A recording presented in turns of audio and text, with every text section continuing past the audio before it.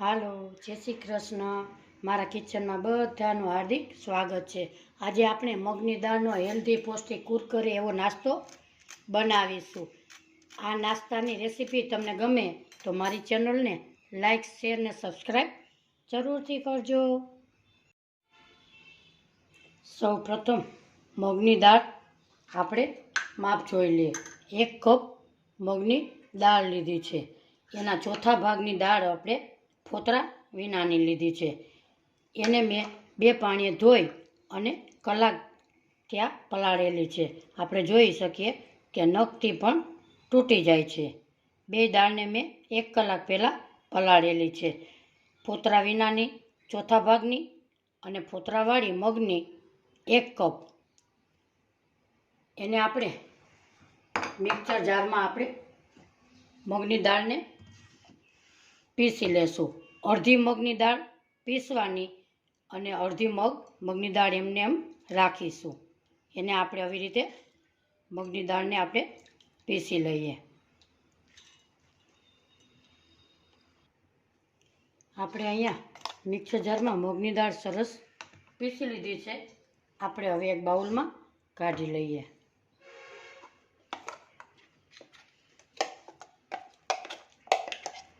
આ નાસ્તો મગની દાળનો એકદમ સરસ સુપર ટેસ્ટી કુરકુરો એવો બને છે. અહીંયા આપણે મગની દાળ 2 અડધી થોડી કાઢી લીધી હતી. એને પણ આપણે આમાં ઉમેરી દઈએ. પાણી હોય એમાં તો એમાં નાખશું નહીં.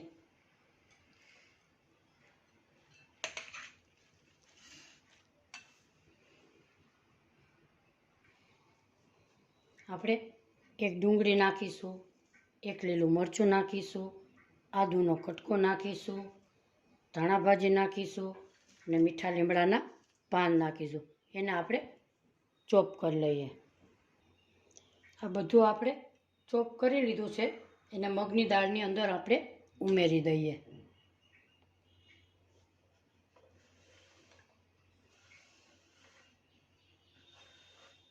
હવે આપણે બીજા મસાલાની તૈયારી કરી લઈએ. આપણે ટેસ્ટી બનાવવા માટે 2 ચમચી વરિયાળી, 2 સૂકા મરચાં અને 2 ચમચી ધાણા એને આપણે મિક્સર જારમાં પીસી લેશું.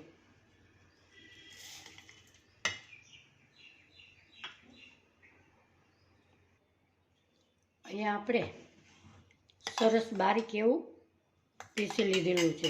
એને પણ મગની દાળનું બેટર કરેલું હતું એમાં પણ આપણે ઉમેરી દઈએ. એને આપણે મિક્સ કરી લઈએ.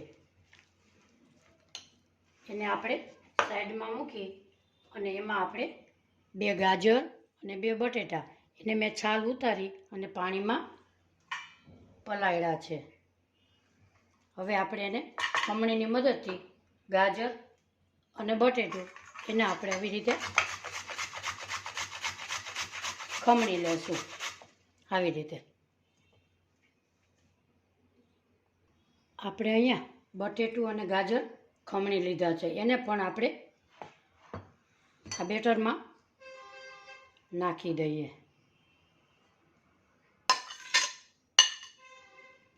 એને આપણે બધું મિક્સ કરી લઈએ.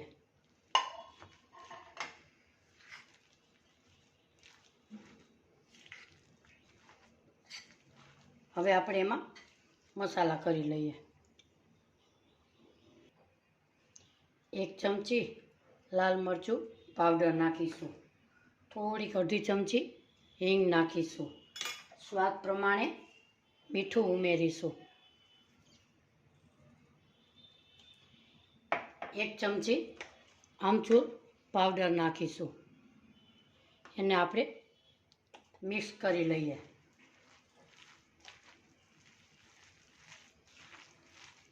આ નાસ્તો ખાવામાં ખૂબ જ સરસ ટેસ્ટી લાગે છે.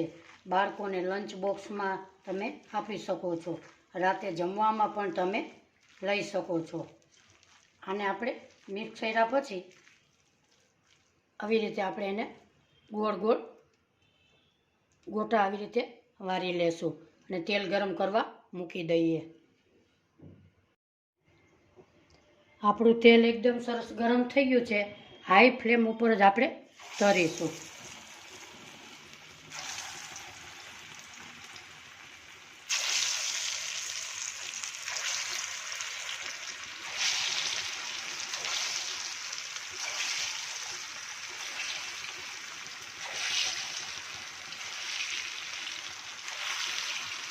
લખાઈ જાય પછી આપણે ધીમો ગેસ કરીશું. 2 મિનિટ એને અડવા નહીં દઈએ, એમનેમ રહેવા દેશું. પછી આપણે એને હલાવશું. હવે આપણે આવી રીતે પલટાવી લઈએ. આ બોલ્સ ખાવામાં ખૂબ જ સરસ ટેસ્ટી લાગે છે. આજની મારી રેસીપી તમને ગમી હોય તો લાઈક, શેર અને સબસ્ક્રાઈબ જરૂરથી કરી દેજો. આવી રીતે આપણે ફેરવી લઈએ બધાને.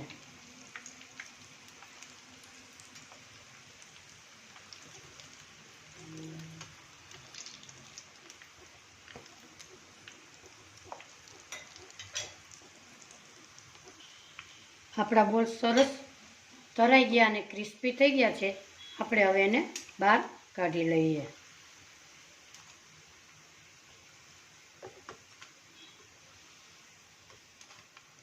હવે આપણે હાઈ ફ્લેમ ઉપર બીજા પણ ઉમેરી દઈએ. આપણા બીજા બોલ્સ પણ એકદમ સરસ તરાઈને ક્રિસ્પી થઈ ગયા છે. આપણે એક પ્લેટમાં કાઢી લેશું. મિત્રો, આજની મારી રેસીપી તમને થોડી ઘણી પસંદ આવી હોય ને તો પણ મારી ચેનલને લાઈક, સબસ્ક્રાઈબ જરૂરથી કરજો. હવે આપણે બધા બોલ્સ કાઢી લેશું અને સર્વ કરી લેશું.